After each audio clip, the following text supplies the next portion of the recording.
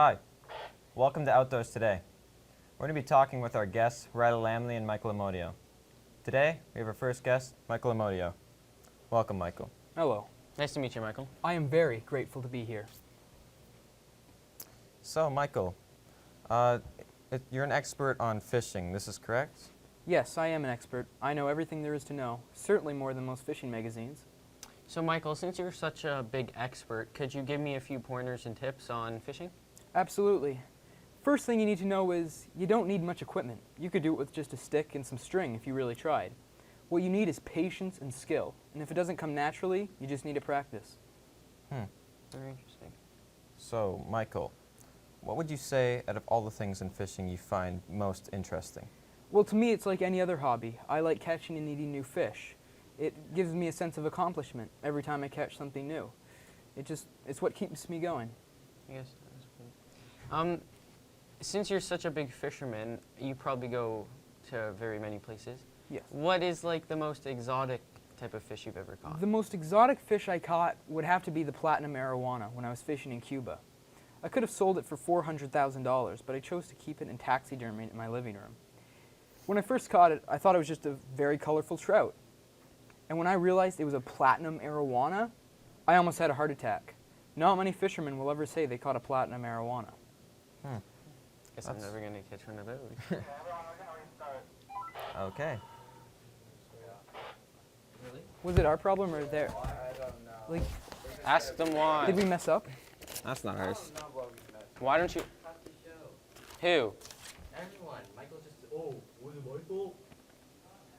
You guys said... Oh, okay. I thought we messed what up. happened? What happened? Well, they said stop. Why'd you say cut the show? Oh, I just thought it's because we messed up. We didn't mess up. Michael, don't say. Yeah, we didn't mess up. We got it all right. What the hell? You forgot...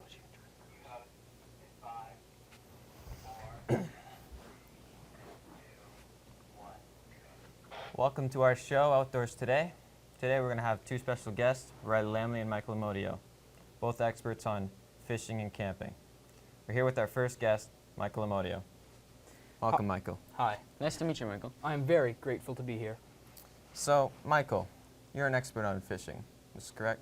Yes, it is correct. I know everything there is to know about fishing, certainly more than most fishing magazines. So, Michael, with you knowing so much about fishing and everything, could you give us, me and Cole, and the viewers a few pointers and tips? Yeah, absolutely. First thing you need to know is you don't need much equipment at all. All you need is skill and patience to fish.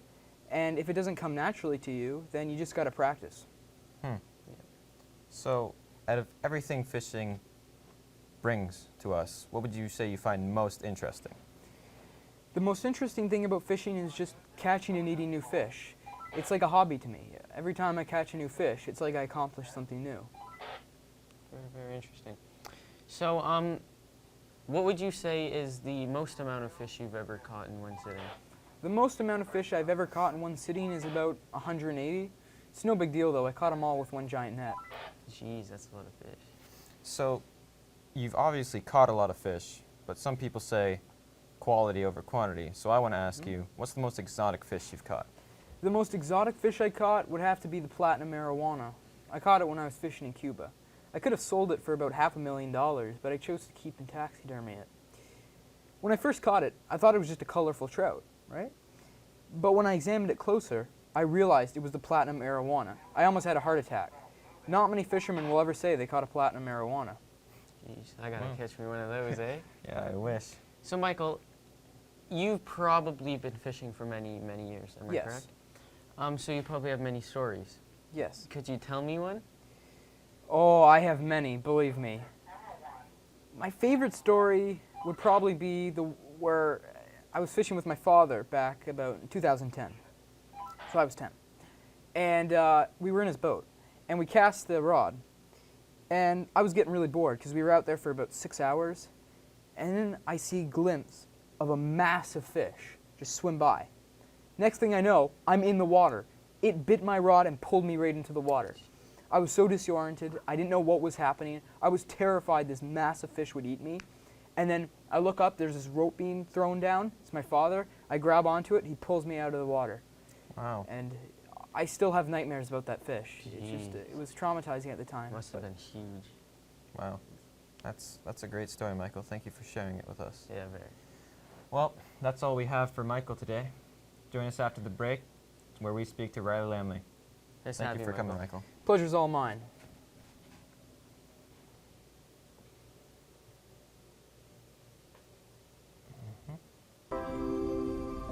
Nick's a top athlete. He's popular with his friends. He gets good grades. He's a leader in the school. But all that changes when he gets behind the computer.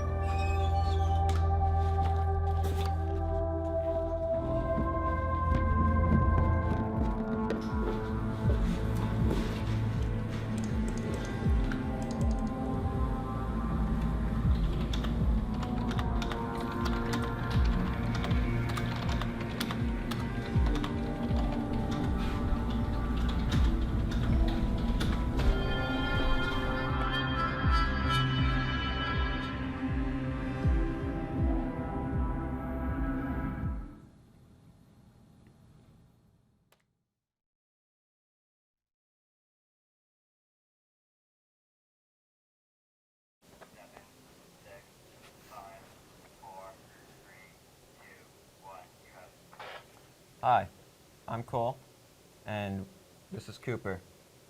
What are you doing? We're back here with Riley Lamley, our guest and expert on fishing. Hi, Riley. Hey, Cole. Welcome. Nice to meet you, Riley. Nice to be here.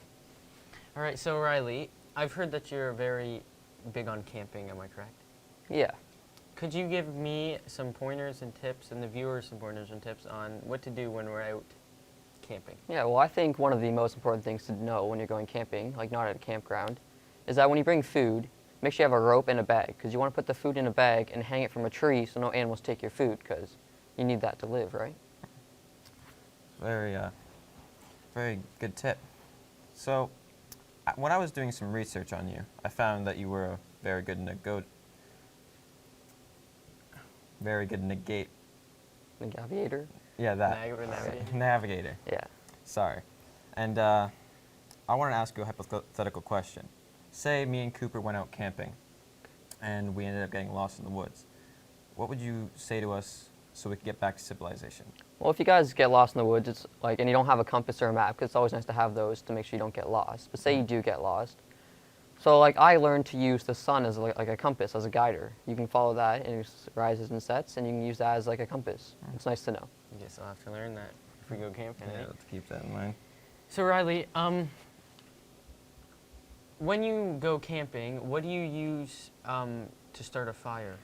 Well, most people like to use lighters or something like that to start a fire, but it's always nice to know how, like, use two sticks to rub them together and make a fire, two rocks, bang them together. It always helps. So usually I'm the kind of guy who brings the lighter and the newspaper to start a fire. Same here. But since you're so good at camping, I want to know if there's a special way you start a fire. Well, like, I usually do two sticks, or if I have a lighter, I'll use that. But there was this one time I was walking through the woods and I found a piece of glass on the ground, and I was like, I've never tried this before. So I grabbed a bunch of dry brush, put it in the sun, and I sat there for about an hour with the sun shining through the glass, and it started a fire. And I was like, that's pretty cool. Wow, a whole hour. Yeah. Crazy. Pretty long time. When you're Nick's a top athlete. camping, is there any specific type of food that you enjoy? Well, I'll have to say that my favorite food is, like, when I go camping at a campground, is marshmallows or s'mores. They're so good. Definitely my favorite too. So, say you're not at a campground, how do you get your food? Do you bring some or?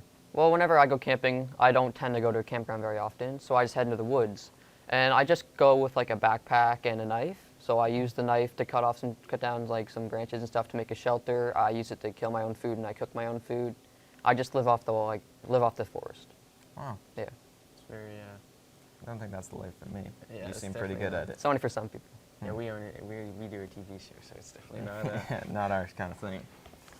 But that's all the time we have for you, Riley. Very helpful for when we go Very camping. helpful tips. I'm sure the viewers enjoyed it. So thanks for coming. It was great to be here, guys. join us after the break, where me and Cooper, my co-host, will be talking about what we just discussed with our guests and what we found out most interesting.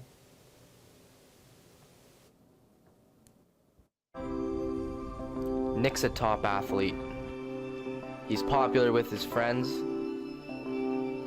He gets good grades. He's a leader in the school. But all that changes when he gets behind the computer.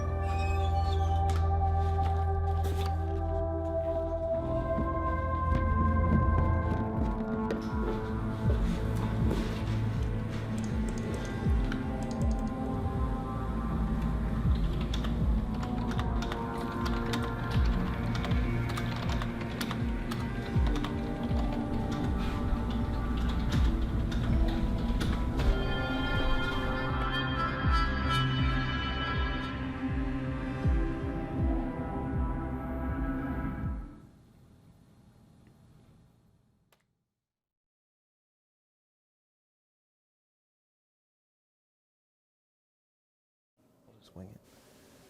We're talking about